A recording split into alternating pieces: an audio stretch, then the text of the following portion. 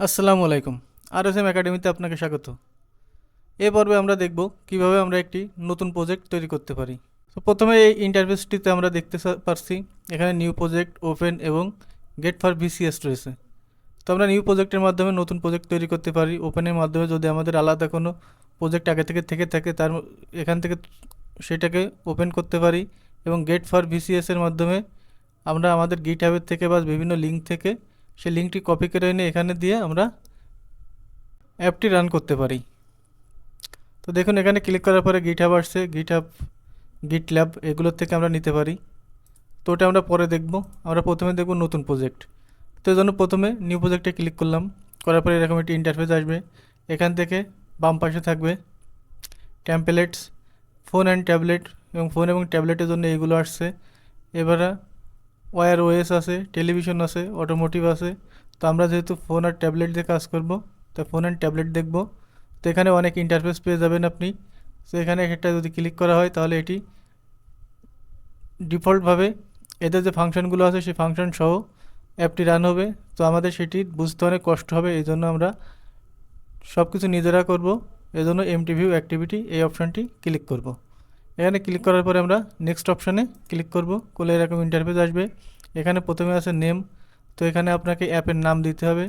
অ্যাপের নাম আপনি যাই দিতে চান, শুধু বাংলায় দিতে পারবেন না, ইংরেজিতে দিতে হবে। পরবর্তীতে এই অ্যাপের নামটা পরিবর্তন করা যায়। তো এই অ্যাপের নামে প্রথম অক্ষর এম বড় হাতের দিয়ে শুরু করতে হয়, এবং আপনার ইচ্ছা মতো নাম দিতে পারেন, বড় হাতের ছোটো হাতের ভাষায়ও দিতে পারেন। তবে সবথেকে ভালো হয় বড় হাতের অক্ষর দিয়ে শুরু করা, মাঝে স্পেস দিয়ে রাখলে যদি দুইয়ের অধিক নাম থাকে তাহলে স্পেস দিতে পারেন, নাও দিতে পারেন, সেটা আপনার ইচ্ছা। এবং তার নিচে থেকে আছে প্যাকেজ নেম।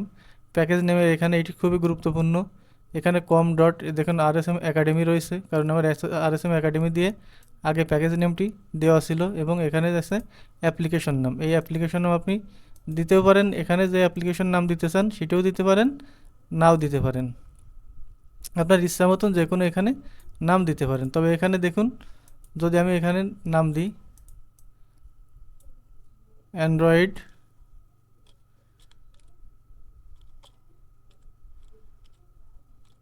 অ্যাপ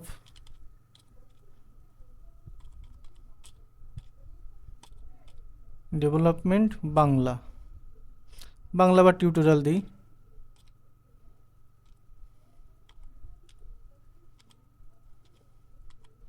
টিউটোরিয়ালস দিলাম।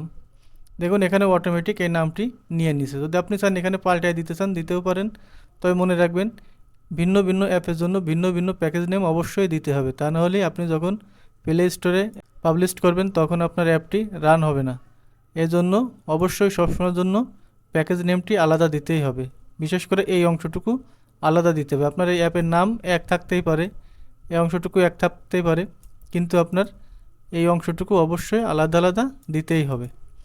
এরপর আপনি কোথায় সেভ করতে চান, এখানে লোকেশন, আপনি যেখানে চান সেখানে লোকেশনে সেভ করে রাখতে পারেন। আমি যদি চাই এখানে এই অপশানটিতে, অর্থাৎ অ্যান্ড্রয়েড ডেভেলপমেন্ট টিউটোরিয়াল, এখানে আমি সেভ করব। তো আমি এখানে সিলেক্ট করে ওকে করলাম। আপনি চাইলে কপি করে আইনেও এখানে পেস্ট করে দিতে পারেন। এখানে আমরা তো যেহেতু জাভা ল্যাঙ্গুয়েজ দিয়ে ব্যবহার করব, তাই এখানে জাভা সিলেক্ট করে থাকবে। এবং আমাদের এপিকে, অর্থাৎ এখানে কোন এপিআইয়ের মাধ্যমে আমাদের অ্যান্ড্রয়েড শুরু হবে, আমাদের কত ডিভাইসে আমাদের অ্যাপটি রান হবে সেটি এখানে দেখাবে। দেখুন এপিআই 24 এই অপশান, অর্থাৎ অ্যান্ড্রয়েডের যে 7 ভার্সন আছে সেই 7 ভার্সন থেকে শুরু করে উপরের দিকের ভার্সনগুলোতে আমাদের অ্যাপ রান হবে। চাইলে আপনি এখান থেকে পরিবর্তন করে করে দেখতে পারেন। তবে বাই ডিফল্ট এই থাকাই, যা থাকে সেটাই ভালো। এখানে 97.4% ডিভাইসে বর্তমান চলে, এমন ডিভাইসে এই আপনার যে অ্যাপটি তৈরি করবেন সেই অ্যাপটি রান হবে। এখন আছে আমাদের ল্যাঙ্গুয়েজ, এই যে কনফিগারেশন ল্যাঙ্গুয়েজ, এখানে অবশ্যই গৌরবী ডিএসএল রাখবেন, কারণ গৌরবী ডিএসএল দিয়ে আমরা অ্যাপটি তৈরি করব। এরপরে ফিনিশে ক্লিক করলে এরকম ইন্টারফেস আসবে এবং অ্যাপটি বিল্ড হতে শুরু করবে। সে পর্যন্ত আমাদের অপেক্ষা করতে হবে, কারণ অ্যাপটি বিল্ড হতে একটু সময় নেবে।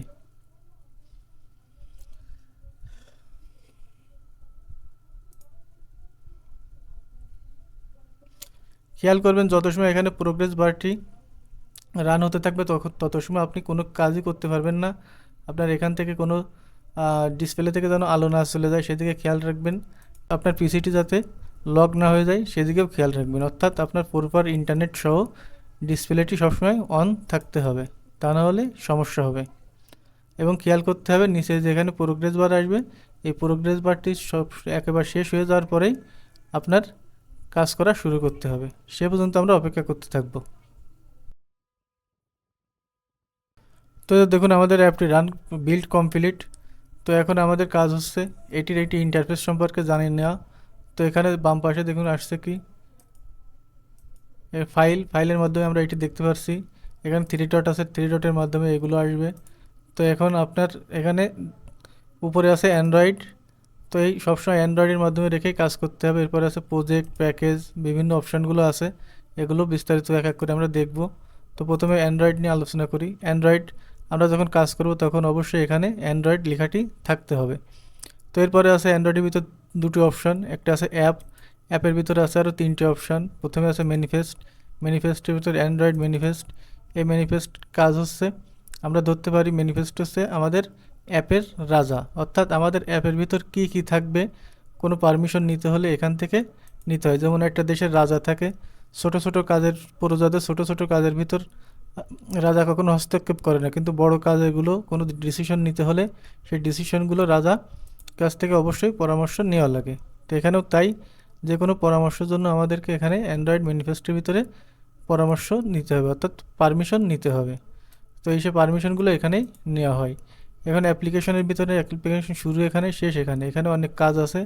এখানে যে অ্যাপের যে নাম আছে সে নাম আমাদের এখানে আছে, এটি আছে স্ট্রিংয়ের ভিতরে, এটা আমরা পরে দেখব। অ্যাপের আইকন আছে, ম্যাপের ভিতরে আইকন থাকে, এই যে এমআইপি ম্যাপ, এখানে আইকন থাকে, এগুলো পরে দেখব আমরা এক এক করে। থিমের ভিতর থাকে, স্ট্রিংয়ের ভিতর থিম, যে থিমের ভিতর অ্যাপের কেমন থিম হবে সেটি থাকে।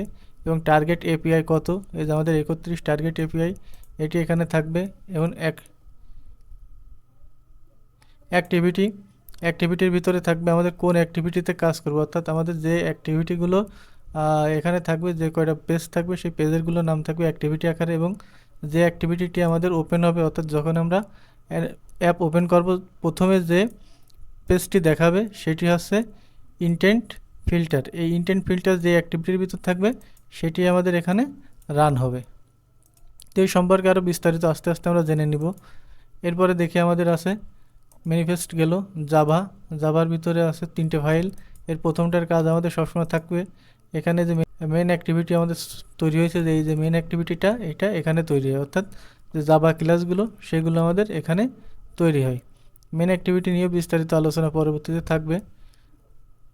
তো এরপরে আছে আরইএসের ভিতরে আরইএস অর্থাৎ রিসোর্সের ভিতর ড্রাবেল থাকে, লেআউট থাকে, এমআইপি ম্যাপ থাকে, ভ্যালুস থাকে, এক্সএমএল থাকে।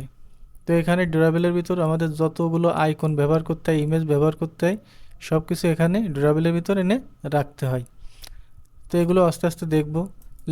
লেআউটের ভিতর দেখুন আমাদের যেখানে জাভার ভিতরে মেন অ্যাক্টিভিটি ডট জাভা ছিল, অর্থাৎ জাভা যে প্রজেক্টগুলো সেগুলো ছিল, এবং এই যে এক্সএমএল যে ফাইল আমরা ডিজাইন করব সে ফাইলটি আমাদের এখানে মেন অ্যাক্টিভিটি, সব অ্যাক্টিভিটিগুলো এখানে থাকবে। তো এটিও আমরা বিস্তারিত দেখব। নতুন নতুন অ্যাক্টিভিটি তৈরি করতে গেলেও এক্সএমএল ফাইলটি এখানে লেআউটের ভিতরে আসে এবং জাভা ফাইলটি এখানে জাভার ভিতরে যায়। আর এই ম্যাপের ভিতরে আমাদের যে অ্যাপের যে আইকন থাকে সেই আইকনগুলো এই ম্যাপের ভিতরে জমা হয়।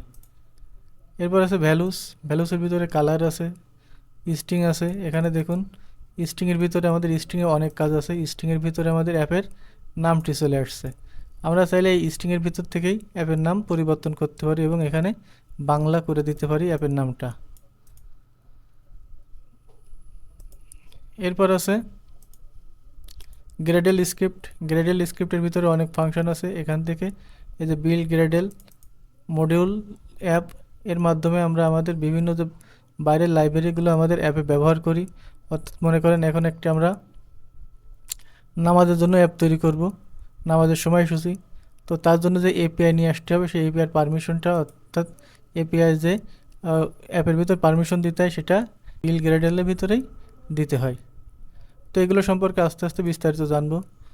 তো এর পরবর্তী ভিডিওতে আমরা জানবো কীভাবে আমাদের অ্যান্ড্রয়েড স্টুডিওর থেকে মোবাইলের মাধ্যমে অ্যাপটি রান করতে পারি। তো আপনি সেই ভিডিওটিও আমাদের ইউটিউব চ্যানেলে পেয়ে যাবেন। তো আপনি যদি আমাদের চ্যানেলে আসেন, চ্যানেলে আসার পরে নিচের দিকে স্ক্রল করে এসে দেখতে পাবেন যে এখানে যে